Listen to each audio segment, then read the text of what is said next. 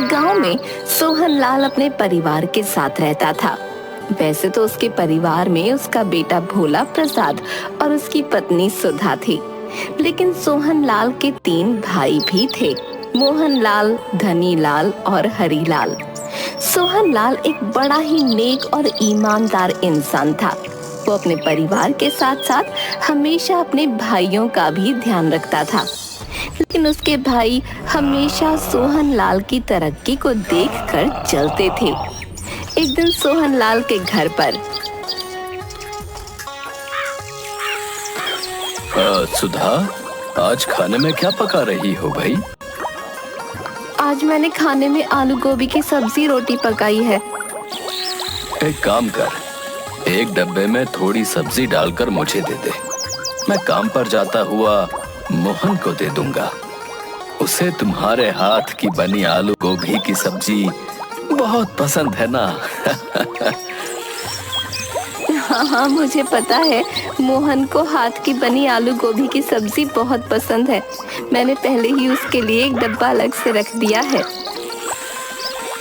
समय का पता नहीं चलता, ऐसा लगता है अभी कुछ दिनों पहले की ही बात है।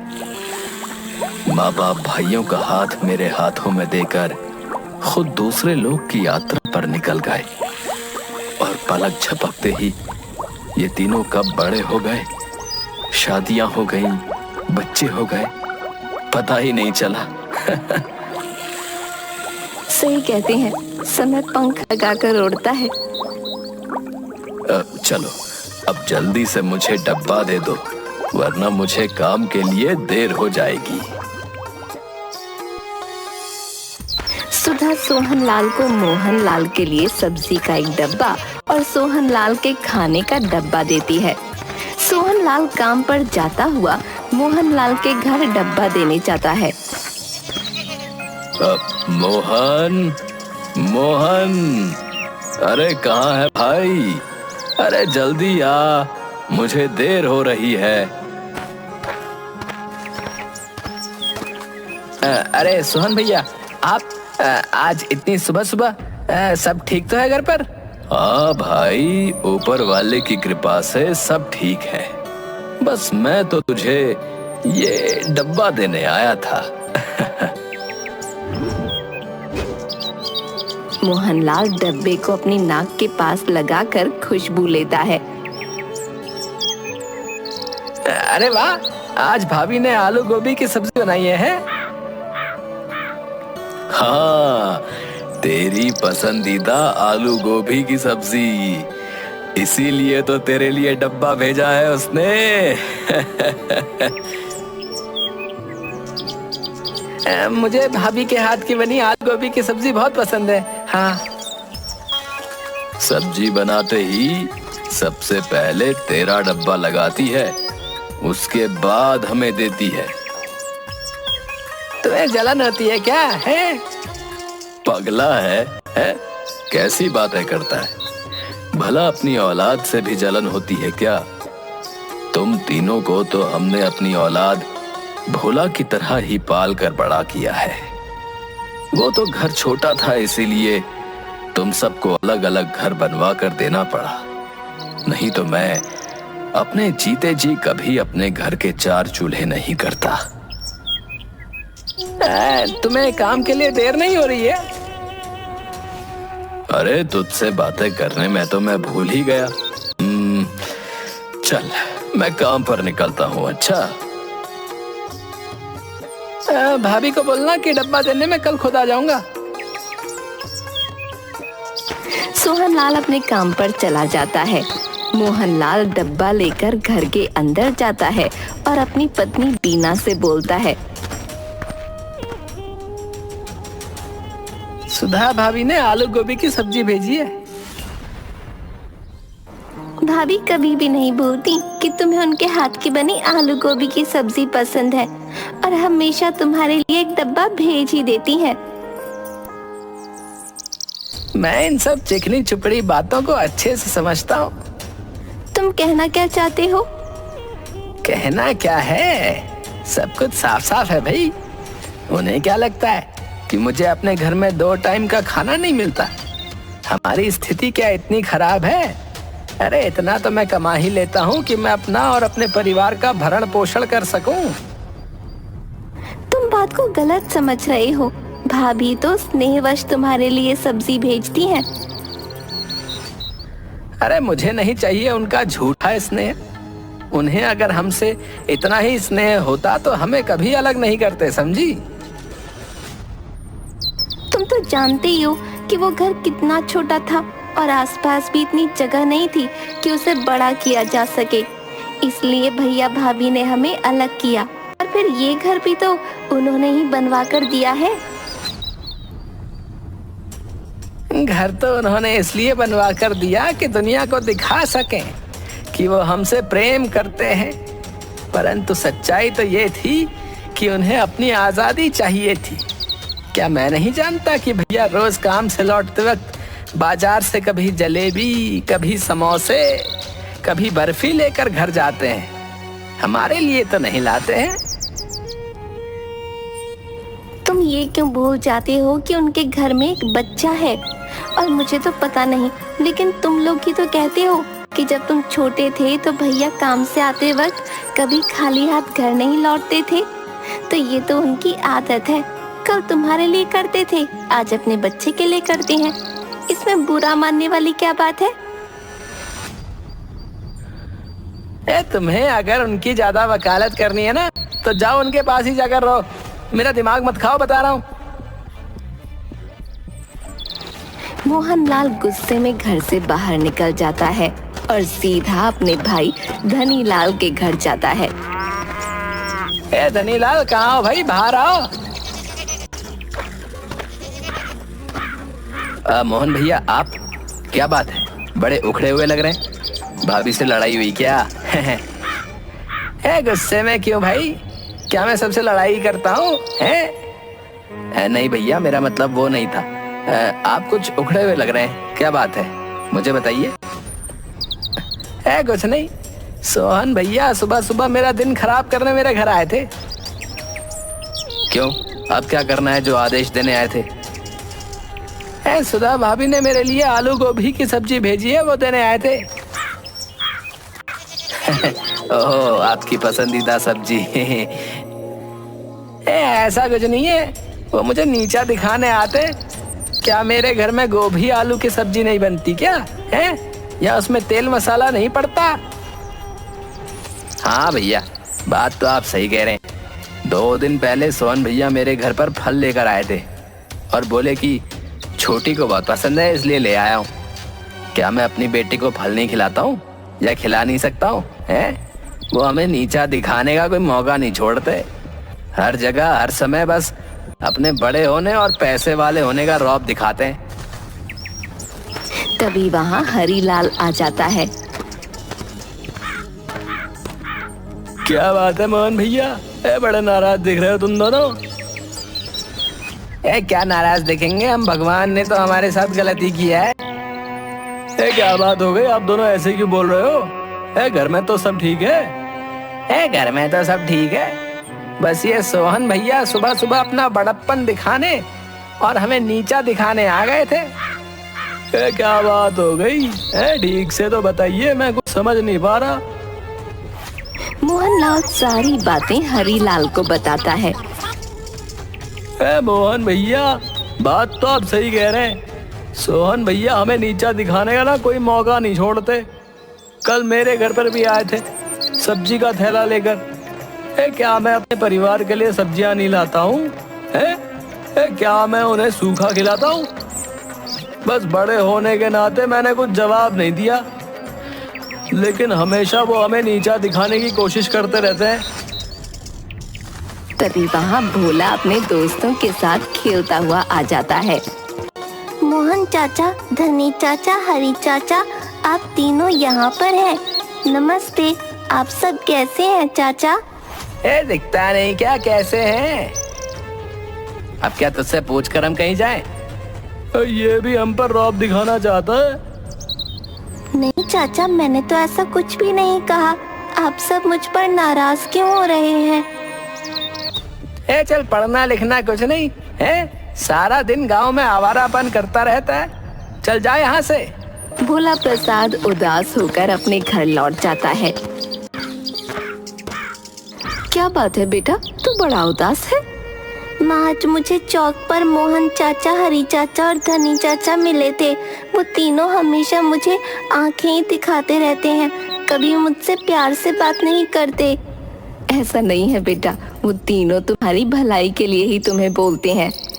नहीं माँ, पिताजी कितने प्यार से मेरे भाई बहनों से बात करते हैं, परंतु तीनों चाचा मुझसे इतना रूखा व्यवहार करते हैं। नहीं भोला बेटा, तुम जैसा सोच रहे हो वैसा कुछ भी नहीं है। तुम्हारे तीनों चाचा तुमसे बहुत प्यार करते हैं। भोला प्रसाद अपने तीनों चाचाओं का वही रूप देख रहा होता है जो सच होता है, क्योंकि वो तीनों भोला प्रसाद के साथ सच में बहुत बुरा व्यवहार करते थे। समय गुजरता है, सोहनलाल अपने भाइयों पर इसी तरह जान देता रहता है, लेकिन उसके तीनों भाई हमेशा उसे देखकर जलते ही रहते हैं। सोहनलाल जितना नेक दिल था, उसके भाई उतने ही दुष्ट और कपटी थे। एक दिन अचानक सोहनलाल की तबीयत खराब होती है और उसकी मृत्यु हो जाती है।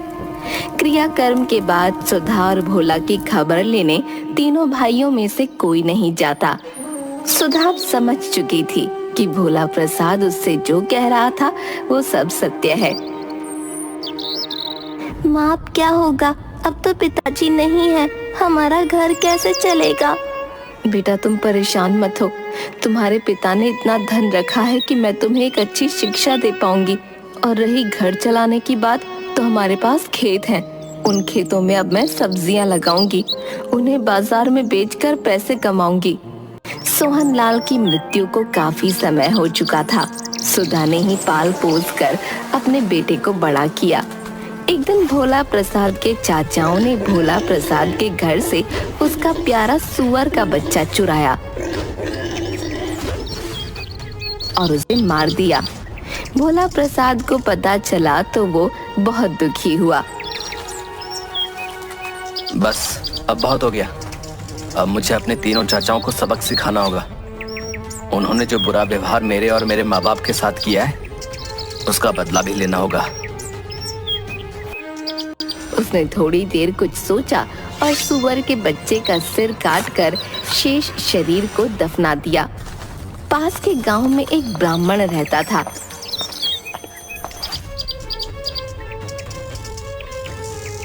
सुअर के बच्चे का कटा सिर उसके आंगन में छिपाकर भोला प्रसाद ने ब्राह्मण से कहा,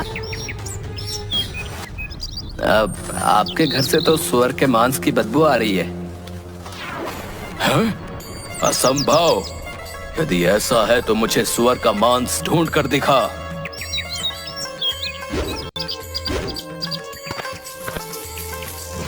भोला प्रसाद ने सुअर के बच्चे का सिर उसके आगे ला रखा।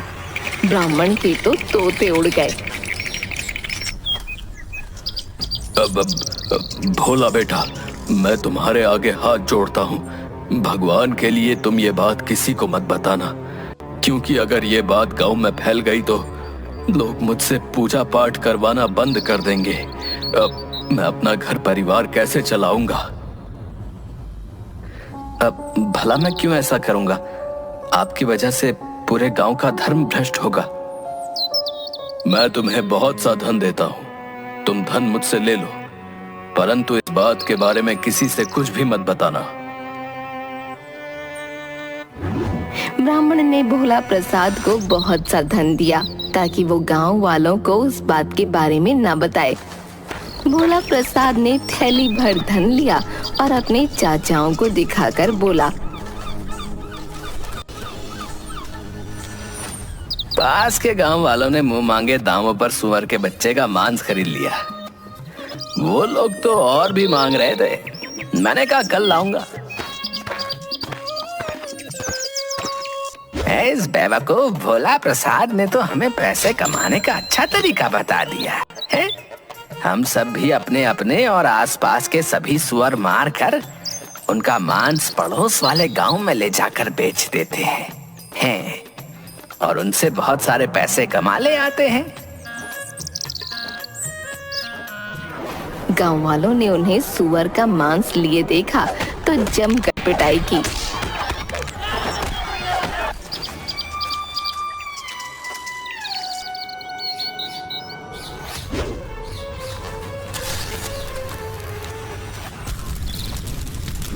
भोला प्रसाद और उसकी माँ बेघर हो गए।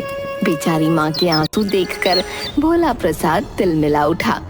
उसने राख इकट्ठी की और एक दूसरे गांव में जा पहुंचा।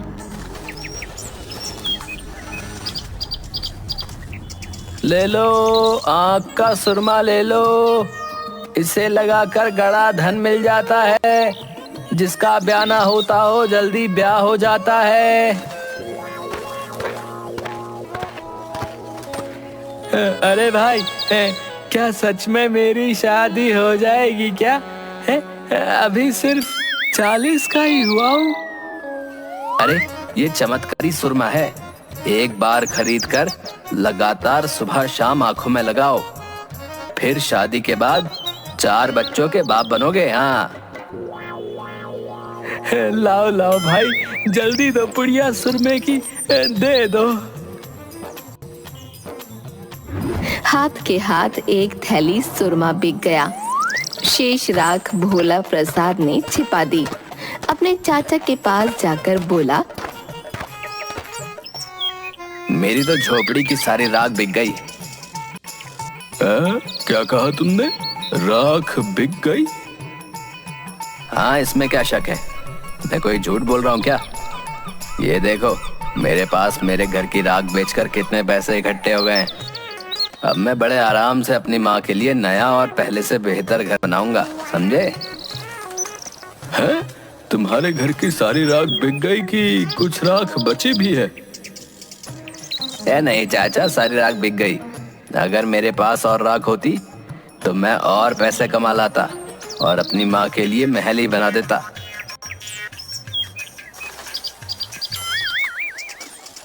बस फिर क्या था। भोला प्रसाद की बात सुनकर उसके तीनों चाचा फिर से लालच में आ गए और उन तीनों ने अपने अपने घर फूंक दिए और राख ले जाने की तैयारी करने लगे। चाचा, आप तीनों उस गांव में जाकर गांव वालों से कहना कि हमें सुरमे वाले ने भेजा है। आपकी सारी राख हाथों हाथ बिक जाएगी। तीनों अपने घर की राख लेकर उस गांव में पहुंचे और जैसे ही उन्होंने सुरमे वाले का नाम लिया, सारा गांव उनके पास पहुंच गया।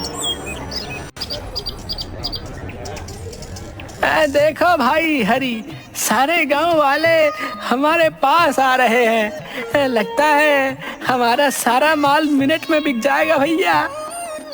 हाँ मोहन भैया, बिल्कुल सही कह रहे हैं आप।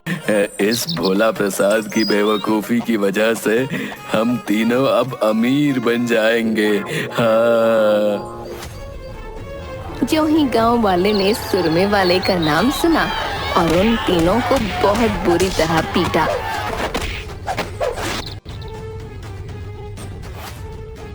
और बेचारे पिटते पिटते घर लौटे। चारों ने गुस्से के मारे भोला प्रसाद को मारने की योजना बना ली। उन्होंने भोला प्रसाद को जंगल के किनारे रस्सी से बांधा और खुद खाना खाने घर चले गए। उनके जाते ही वहां से एक सौदागर गुजरा। उसने भोला प्रसाद से पूछा, क्यों भाई, तुम्हें यहाँ क्यों बांधा हुआ है? जी मेरे चाचा मेरी शादी एक खूबसूरत लड़की से करना चाहते हैं। मेरे मना करने पर मुझे यहाँ बांध दिया। क्या ऐसा हो सकता है कि मैं तुम्हारी जगह उस लड़की से शादी कर लूं? मुझे तो बस कैसे भी शादी नहीं करनी है। लेकिन ऐसा क्यों? मैं किसी और को पसंद करता हूँ। भोला प्रसाद ने झट से सौदागर को बांधा और उसका घोड़ा लेकर रफू चक्कर हो गया। तीनों चाचा खा पी कर लेट गए। पिटाई के कारण पोर पोर दुख रहा था। गांव के रामू से बोले, जा तू भोला प्रसाद को जंगल के बीचों बीच फेंक कर आ जा। उसे वहां जंगली जानवर खा लेंगे।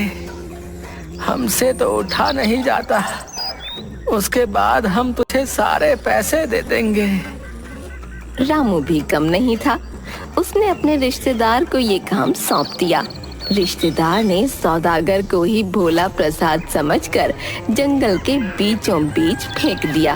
बेचारा सौदागर चिल्लाता ही रह गया। जी काम हो गया। तीनों चाचा मिलकर भोला प्रसाद की मौत की खुशी मनाने लगे। तभी भोला प्रसाद पेड़ के पीछे से घोड़ा लेकर चाचाओं के पास पहुंचा। चाचा, आपके आदमी ने मुझे जंगल के बीचों बीच नहीं फेंका, इसलिए केवल घोड़ा मिला। यदि जंगल के बीचों बीच फेंकते तो शायद बैल, गाय व हाथी भी लाता। खैर, जो मिला उसमें ही खुश हूँ। आप सबका धन्यवाद देने आया था। अब मैं चलता हूँ। तीनों चाचा फिर उसकी बातों में आ गए। भोला प्रसाद को पुचकार कर पूछा, क्या सचमुच जंगल के बीच पशु मिल रहे हैं? और क्या उन पशुओं ने तुम्हें कोई नुकसान नहीं पहुंचाया? हाँ, आप लोग भी ले आओ, जाओ। तीनों चाचा आलस छोड़कर जंगल की तरफ लपके। रामू को भी साथ ले लिया। जंगल पहुंचकर तीनों ने रामू को आदेश दिया, हम तीनों को जंगल के बीचों बीच छोड़कर आ जाओ भाई। रामू ने आज्ञा का पालन किया। तीनों को जंगल के बीचों बीच छोड़ दिया, जहाँ पर थोड़ी देर बाद एक जंगली भालू के हमले से तीनों की मौत हो गई और भोला प्रसाद को सदा के लिए ईर्ष्यालु और दुष्ट चाचाओं से मुक्ति मिल गई।